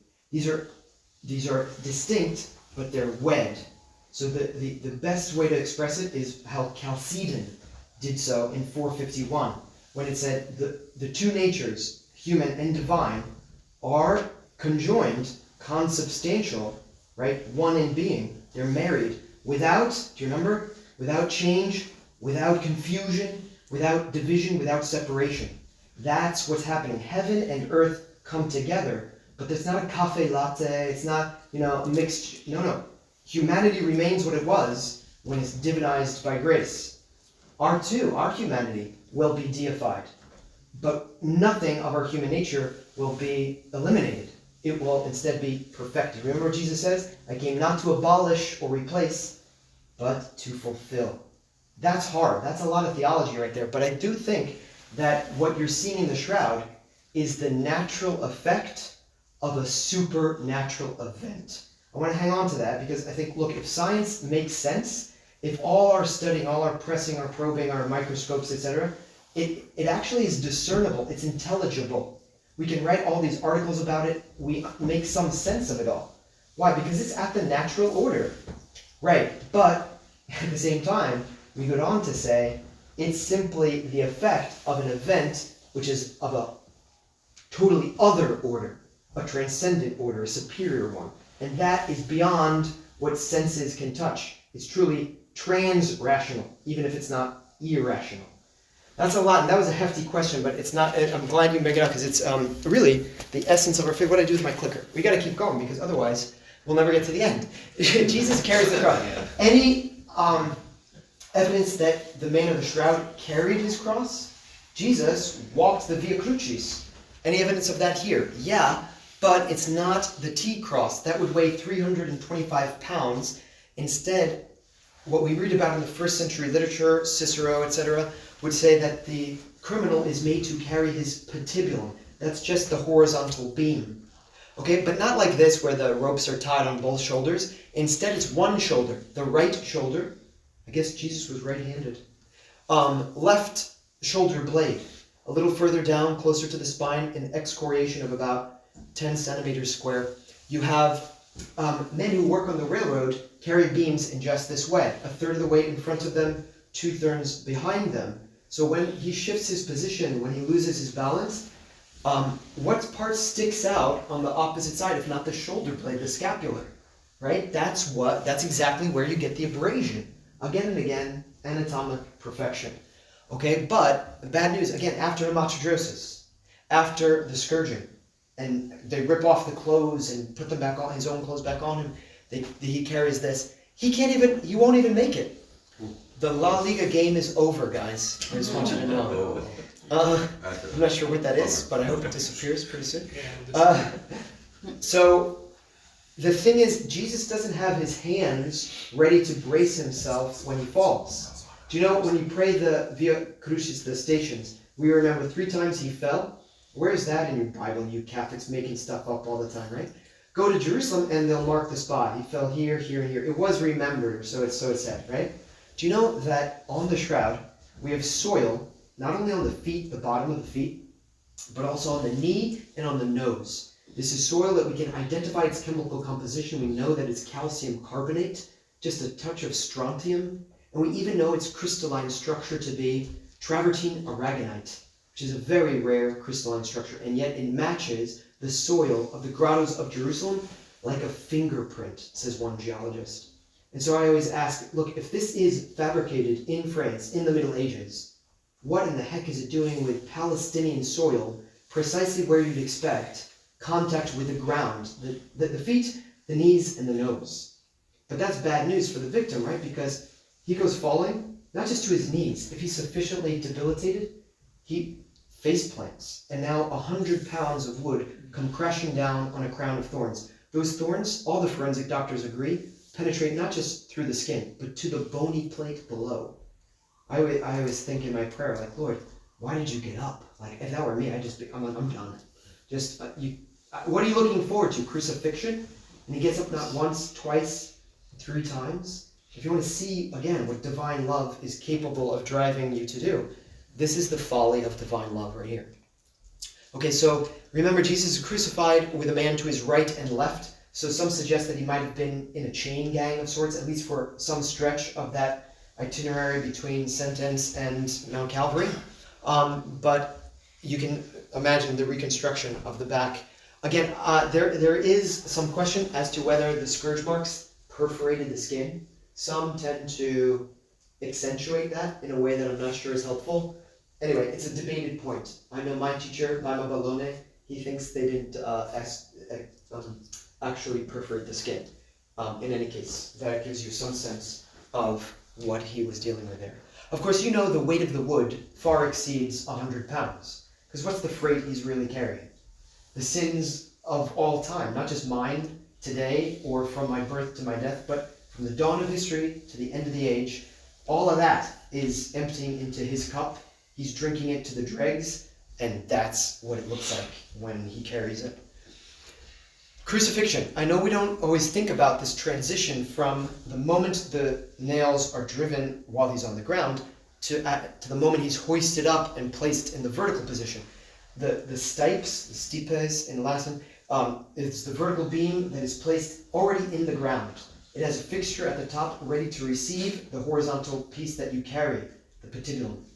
And it has a pre-established hole on either end, so that you as soldier would just grab a 9-inch nail with a square cross-section, and then a hammer in the right hand and drive it in. Where? Surprise, surprise, it's not in the center of the palm, which is where you'd expect it if you've just been looking at your crucifixes, your paintings. A French surgeon by the name of Pierre Barbet does the experiment on fresh cadavers. Sorry for the macabre detail here, but it is helpful. With just half the weight of a human body, if the nail is here in the center, after 10 minutes, it tears right through. There's no transversal support. This is all soft tissue here. And so with a little shove after 10 minutes, whereas if you put the nail here, you could be affixed to the cross, do you know, as long as 2 weeks and not even be dead yet? Along the Via Appia, the Romans had some 600 people crucified, and they would sometimes protract your sufferings by giving you food or putting a little seat under you so that it would redistribute the weight and allow you to last longer. Meanwhile, the crows had come and pecked out your eyes, but you're still alive. You're not actually bleeding that much until you take out the nail. Now the faucet is opened, as it were, and now the blood can flow. But so long as it's still there, it's tapping the faucet, right? It's not open, and so you can last long. The bad news for the victim is that it's here in Destot space or Z space, right in between these metacarpals here, these little bundles of bone. Père Barbet, he was afraid. He said, look, these are little bones. That's a long nail. If I drive that in, I'm going to break a bone, or so he thought. But every time he did the experiment, the pointed nail passed through. It opened up what's called an anatomical path, and would exit out the opposite side, 1.5 centimeters higher on the opposite side. The bad news is that that is precisely where two nerves pass through, the median nerve and the ulnar nerve. In the Second World War, there were soldiers who had an exposed median nerve and preferred to commit suicide than to endure the excruciating pain, which is exactly the precise word, by the way. Do you ever stop to think about excruciating? Comes from excruciatus. The base word there is the cross. From the cross. This is the pain that's so unique, it gets its own word. This instrument was engineered to be the summum supplicium, the worst of all punishments.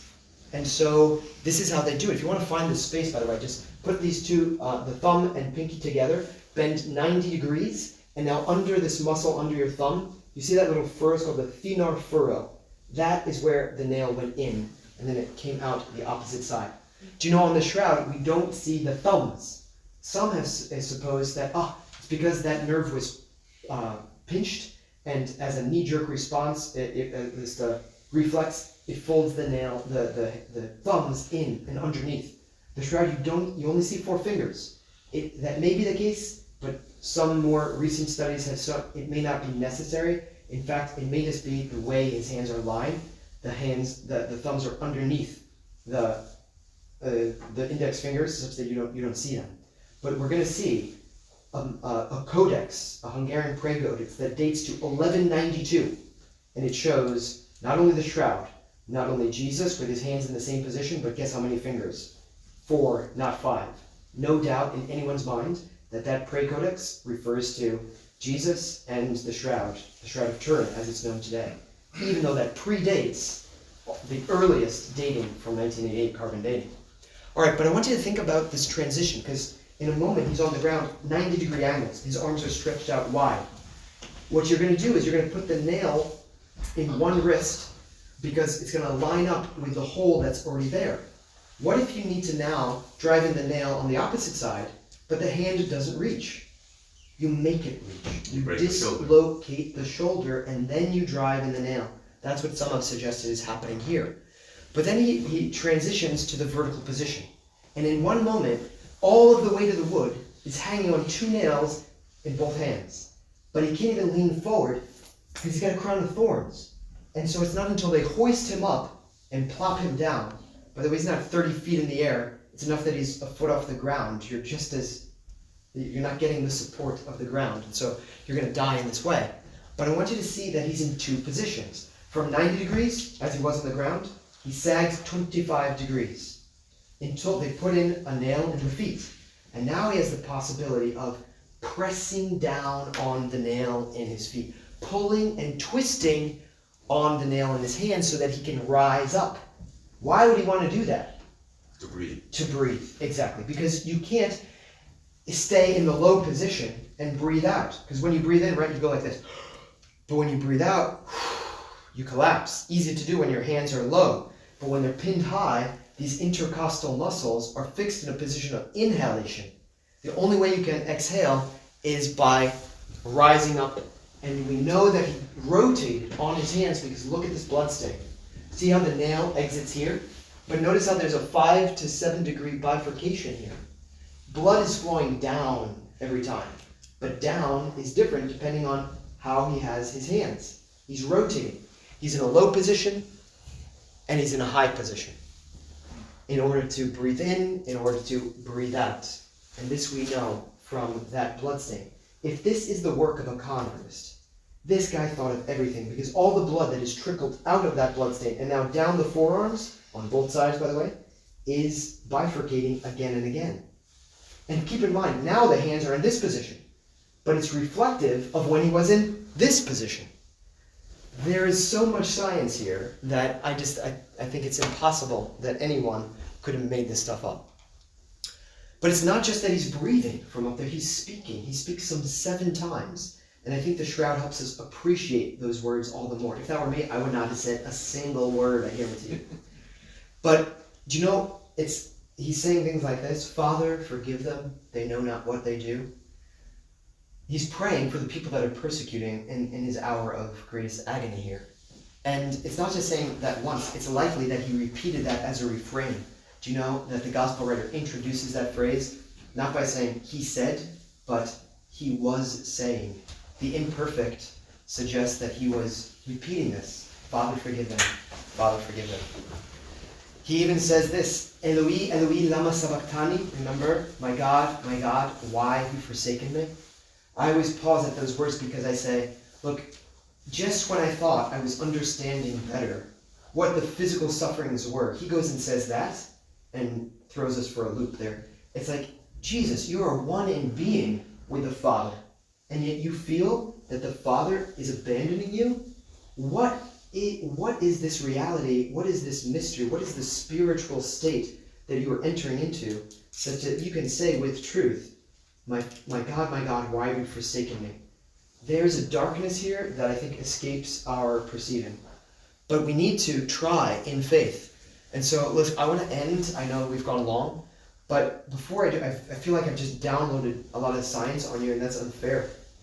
This is meant to be a contemplation. And so I want to share a song by a confrere, Father Stephen Howe. Some of you might know him. He's in Yonkers, Australian priest and friend of mine. We entered together. He's now ordained priest here in this very community, actually. But he wrote this beautiful meditation. It's called God's Face. And I think it really helps us segue from science into prayerful contemplation. And that's what this is all about. And so I hope this helps you. Here, let me share this. Who is this man I hardly see, shrouded in silence, speaking to me? Why is his story told in blood and light? What did our God stoop down to write? What will I let him bring to light? I see the nails, I see the blood. My tears fall forth in a cleansing flood. Why did my Savior choose these chains for me? If not that I should be set free. So come, O Lord, and let me see. I do believe that I perceive God's face before me. Open my eyes, I want to see your face before me. I see the crown studded with thorns. I see the royal brow it adorns. Why does my Savior wear this wreath for me? If not that I should reign like he. So come, O Lord, and rule in me. I see his back, ravaged and ripped, the wounds where he's been cruelly whipped. Why does my Savior lie all torn for me? But that my flesh pure like his should be. So come be chaste, O Lord, in me.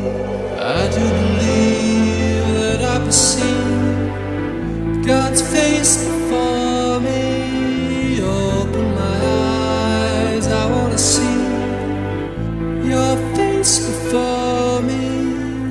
Broken and bruised, cursed and abused, rejected and used, falsely accused.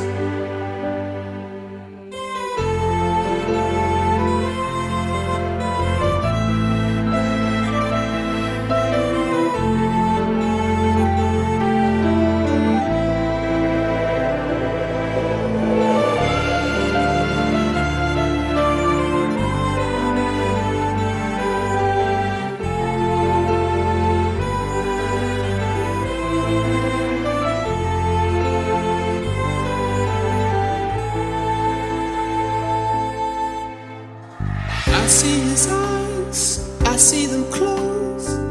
I hear his words spoken in death's throes. Father, forgive them, they don't know what they do. What can I say, Lord, but I love you. I love you, Lord, wanna be like you. I see his eyes opening wide. The King is knocking, wants to come inside. His heart is open, pierced with love for you. What will you say? What will you do? What will you let him work in? Are you convinced? Do you now see how dear you are to me? Do you see my love? Does it touch your heart? Shatter all your fears apart. I do believe that I now see God's face before